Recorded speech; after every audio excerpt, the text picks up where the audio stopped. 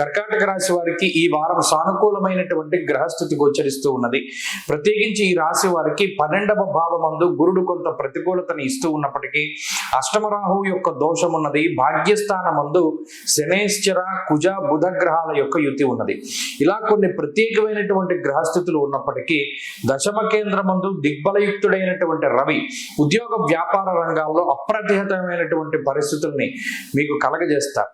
మరీ ముఖ్యంగా అర్ధసిద్ధి సదారోగ్యం బంధు సంతోషవర్ధనం అన్నది అంటే ఇతరులకి సంతోషాన్ని కలిగించడానికి మిమ్మల్ని మీరు త్యాగం చేసుకుంటూ ఉంటారు.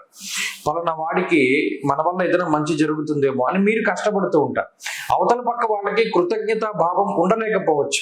మీరు ఎంత కష్టపడి వారికి పనులు పూర్తి చేసినా కనీసం థ్యాంక్స్ అన్న మాట, ధన్యవాదాలు అన్న మాట కూడా వారి దగ్గర నుండి రాదు. అయినప్పటికీ మీరు దేన్ని ఆశించకుండా, స్వలాభేక్ష లేకుండా, మీరు ప్రత్యేకించి స్వార్థం లేకుండా పనిచేస్తూ ఉంటారు. లాభస్థానం ముందు ఉన్నటువంటి శుక్రుడు జనాకర్షణని కలగజేస్తారు.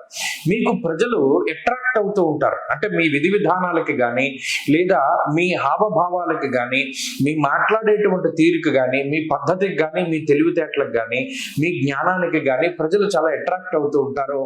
అది కూడా మీరు ఈ వారాన్ని ఎక్కువగా గమనించగలుగుతారు. ప్రత్యేకించి 10 మంది కూడా మీకు దగ్గరికి వచ్చి మాట్లాడుతూ ఉండడం, మీతో కలివిడిగా ఉంటూ ఉండడం, ఏంటిది వీళ్ళు మనతో మాట్లాడుతున్నారు అనేటువంటి భావన కూడా కలుగుతూ ఉంటుంది.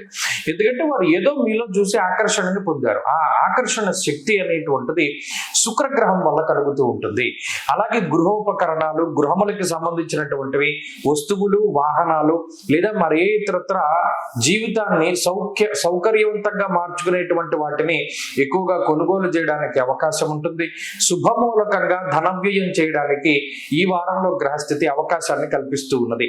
స్థానచలనానికి సంబంధించిన విషయాలు, ఉద్యోగపరమైనటువంటి ఇబ్బందుల్ని వీటిని చాలా చాకచక్యంగా దాటగలుగుతారు కర్కాటక రాశి వారు.